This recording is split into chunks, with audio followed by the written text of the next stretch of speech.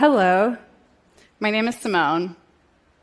You know how people tell you if you get nervous when on stage, picture people in the audience naked, like it's this thing that's supposed to make you feel better. But I was thinking, picturing all of you naked in 2018 feels kind of weird and wrong. Like we're working really hard on moving past stuff like that. So we need a new method of dealing with if you get nervous on stage. And I realized that what I'd really like is that I can look at you as much as you're looking at me, just to even things out a little bit. So if I had way more eyeballs, then we'd all be really comfortable, right? So in preparation for this talk, I made myself a shirt.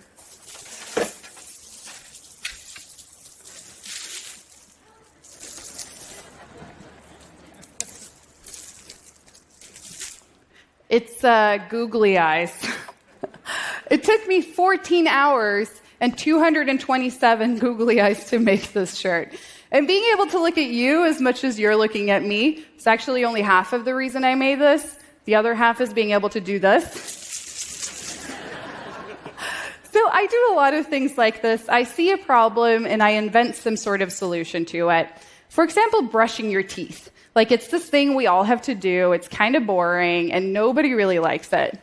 If there were any 7-year-olds in the audience, they'd be like, yes! So what about if you had a machine that could do it for you?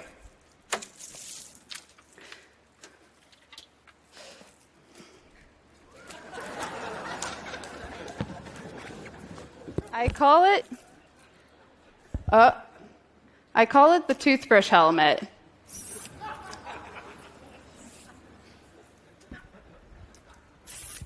What?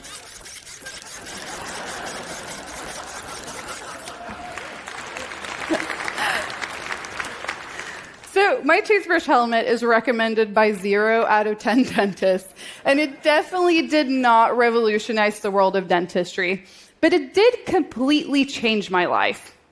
Because I finished making this toothbrush helmet 3 years ago, and after I finished making it, I went into my living room, and I put up a camera, and I filmed a 7-second clip of it working. And by now, this is a pretty standard modern-day fairy tale of girl posting on the internet takes the girl by storm. Thousands of men voyage into the comment sections to ask for her hand in marriage. She ignores all of them, starts a YouTube channel, and keeps on building robots. Since then, I've carved out this little niche for myself on the internet as an inventor of useless machines.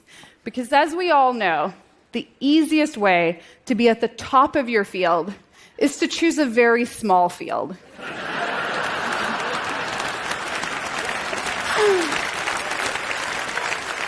So I run a YouTube channel about my machines, and I've done things like cutting hair with drones,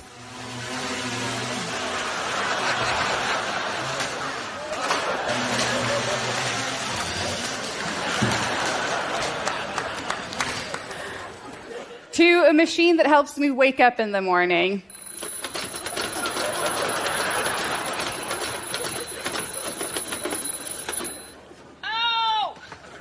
to this machine that helps me chop vegetables. I'm not an engineer. I did not study engineering in school, but I was a super ambitious student growing up. In middle school and high school, I had straight A's, and I graduated at the top of my year. On the flip side of that, I struggled with very severe performance anxiety. Here's an email I sent to my brother around that time. You won't understand how difficult it is for me to tell you, to confess this. I'm so freaking embarrassed. I don't want people to think that I'm stupid. Now I'm starting to cry too. Damn. And no, I did not accidentally burn our parents' house down. The thing I'm writing about in the email, and the thing I'm so upset about, is that I got a B on a math test. So something obviously happened between here and here.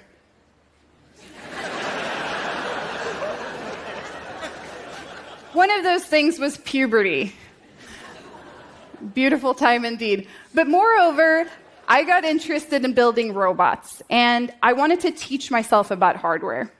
But building things with hardware, especially if you're teaching yourself, is something that's really difficult to do.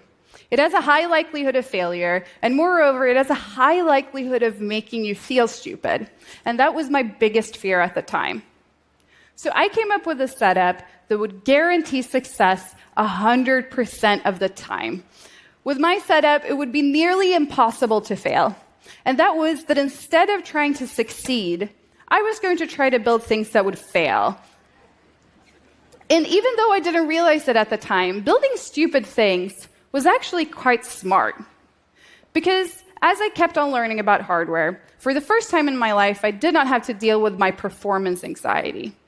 And as soon as I removed all pressure and expectations from myself, that pressure quickly got replaced by enthusiasm, and it allowed me to just play. So as an inventor, I'm interested in things that people struggle with. It can be small things, or big things, or medium-sized things. And something like giving a TED Talk presents this whole new set of problems that I can solve. And identifying a problem is the first step in my process of building a useless machine. So before I came here, I sat down and I thought of some of the potential problems I might have in giving this talk.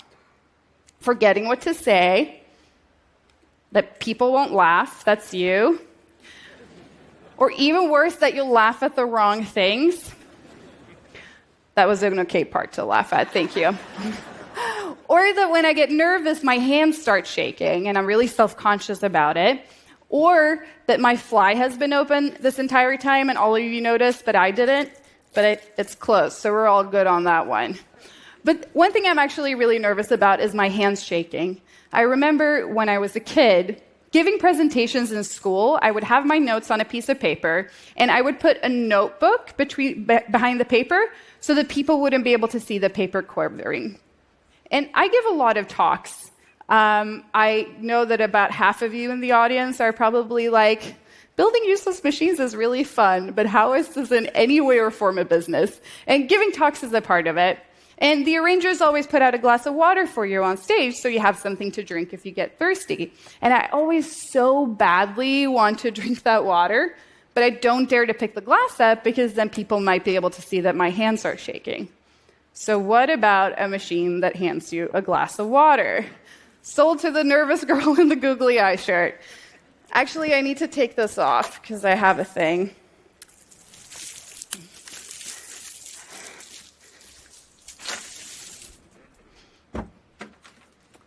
Oh.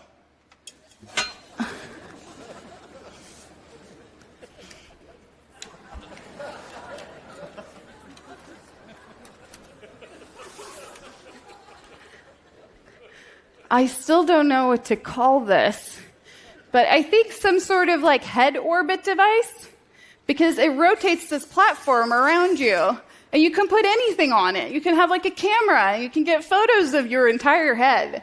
Like, it's a very versatile machine. Okay, and you can put some snacks on it, for example, if you want to. Have some popcorn here. You just put a little bit like that. And you want to, there's some sacrifices for science, just some popcorn falling on the floor. Let's do the long way around. And then you have a little hand. You need to adjust the height of it, and you just do it by shrugging. As a little hand.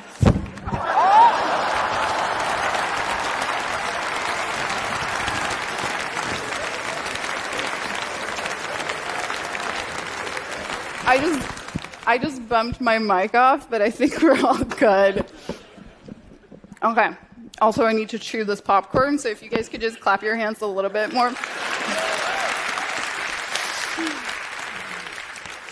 Okay, so it's like your own little personal solar system, because I'm a millennial, so I want everything to evolve around me. Back to the glass of water. That's what we're here for, so I promise. It doesn't have any water in it, I'm sorry. But I still need to work on this machine a little bit because I still need to pick up the glass and put it on the platform. But if your hands are shaking a little bit, nobody's going to notice because you're wearing a very mesmerizing piece of equipment. So we're all good. Okay.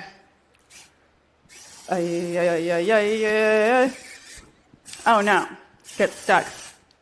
Isn't it comforting that even robots sometimes get stage fright? I just get stuck a little bit. It's very human of them. Oh wait, let's go back a little bit, and then... What?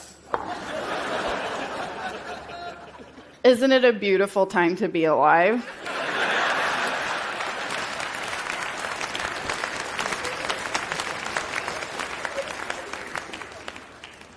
So, as much as my machines can seem like simple engineering slapstick, I realized that I stumbled on something bigger than that. It's this expression of joy and humility that often gets lost in engineering.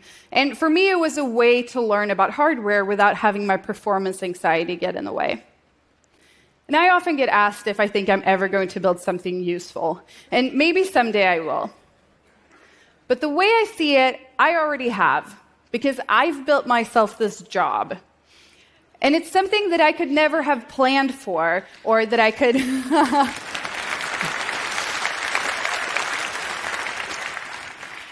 It's something that I could never have planned for. Instead, it happened just because I was enthusiastic about what I was doing, and I was sharing that enthusiasm with other people.